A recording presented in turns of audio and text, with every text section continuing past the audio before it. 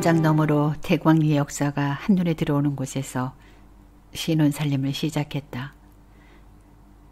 기적소리가 울릴 때마다 나는 하던 일을 멈추고 기차를 바라보곤 했다. 기차에서 내린 사람들이 뿔뿔이 흩어지는 모습이 마치 실타래가 풀어지는 것처럼 보였다. 1시간에 한 대씩 다니는 기차는 시계나 다름없었다. 알람 같았던 첫차의 기적소리에 잠을 깨는 것으로 하루 일과를 시작했다. 신랑이 다음 기차를 타고 출근을 하려면 서둘러야 했다.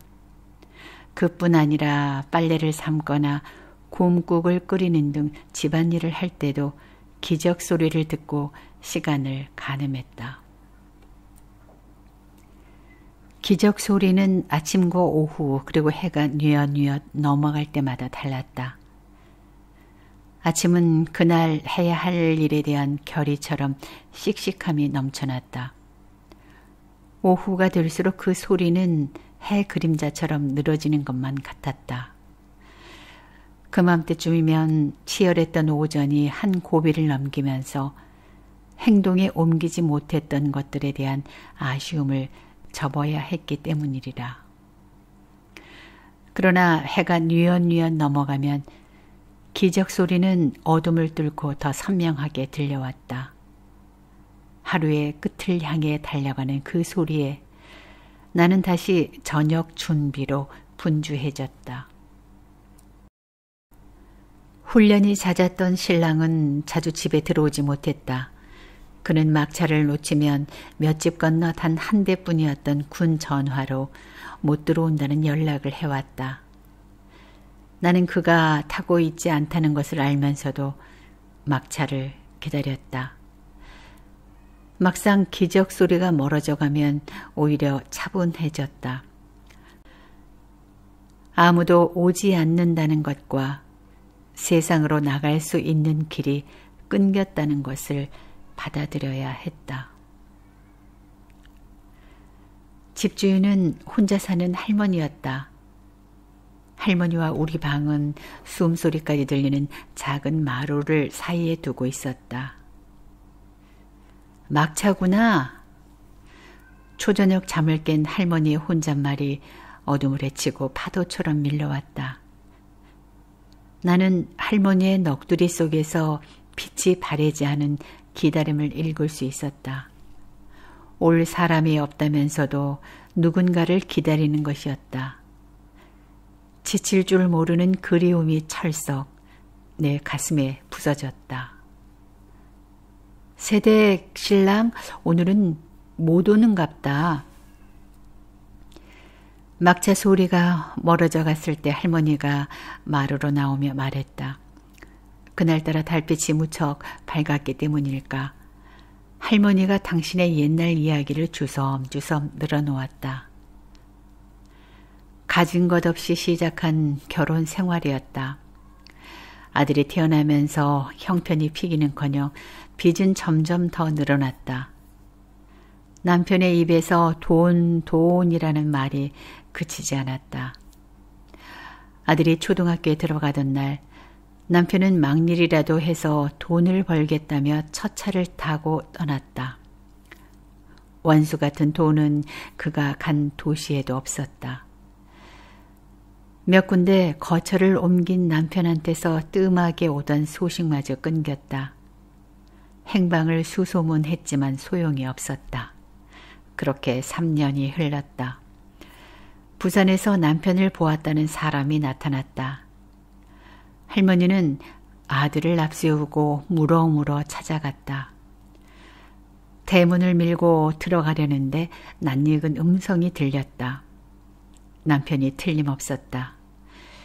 곧이어 젊은 여자와 빨랫줄에 걸린 기저귀를 본 할머니는 아들의 손을 잡고 그 길로 돌아섰다.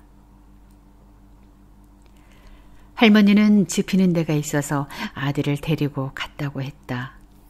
아들에게 지울 수 없는 상처를 줄 수 있다는 생각도 했다. 하지만 아들을 보면 남편이 돌아올지 모른다는 한 가닥 미련을 가졌다며 피식 웃었다. 할머니의 헛헛한 웃음이 담배 연기 속으로 흩어졌다.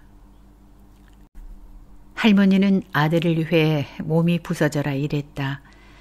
남정네도 힘에 부치는 품앗이도 마다하지 않았다. 농사일이 없는 겨울에는 식당에서 허드렛 일을 하며 잠시도 일손을 놓지 않았다.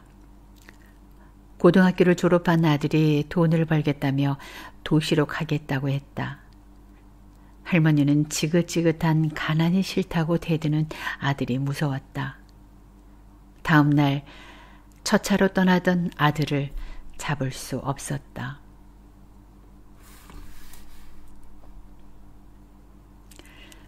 총명하고 이제에 밝았던 아들은 장사를 해서 돈을 많이 벌었다.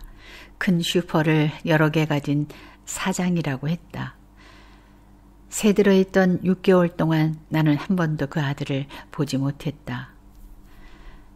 대광리 사람들은 첫차의 기적소리로 아침을 열고 막차의 기적소리로 하루를 닫았다.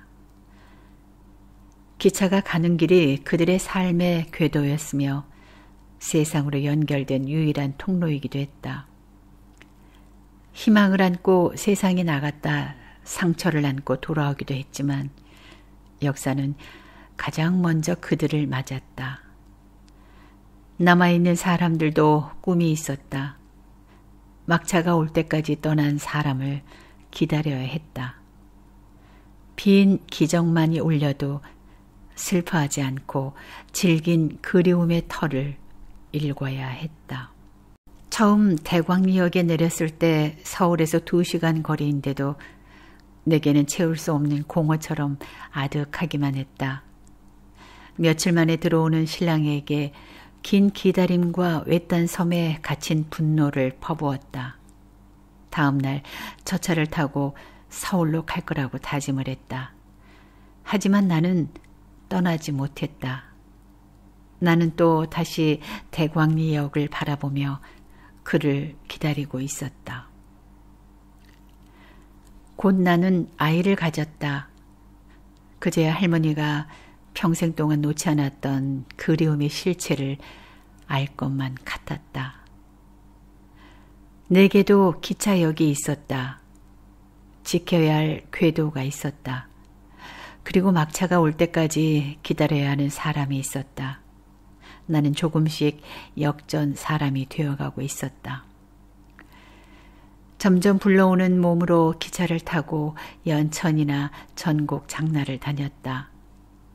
앙증맞게 작은 아기 신발과 허리가 마냥 늘어나는 내 고무줄 치마를 사며 흐뭇해했다. 좌판에 앉아 순대도 먹고 리어카에서 예쁜 머리 핀도 골랐다. 그러나 항상 기차 시간을 염두에 두었다. 어느 역에 가더라도 대광리행 기차 시간표는 정확하게 외울 수 있었다. 기차를 타고 집으로 돌아가는 내가 풀렸다가 다시 감기는 실타래처럼 느껴졌다. 반듯하게 뻗어 있는 철로를 보면 그 안에 길이 있었다. 이미 철길은 가야 할 방향을 알고 있었고 나도 그 길을 따라가야 한다는 생각이 들었다. 멀리서는 소실점마저 희미해 보이지만 가까이 가면 철로는 새로운 시작이 정답처럼 놓여 있었다. 큰아이가 20살을 훌쩍 넘긴 지금도 가끔 대광리역 주인집 할머니가 생각난다. 몹시 추웠던 그의 겨울을 외로운 섬 같은 할머니 집에서 보냈다. 할머니는 내가 신랑과 다투는 것을 알면서도 내색하지 않았다. 평생 가슴에 등불을 끄지 않았던 할머니는 사리문을 밀고 들어오는 발자국을 환하게 밝힐 수 있었다. 그 집을 떠날 때 내 손을 놓지 못하는 할머니에게 건강하시라고 말했다. 그녀는 너무 늙고 힘들어 보였다. 기적 소리처럼 먼 길을 온 할머니. 어느새 막차가 되어 있었다.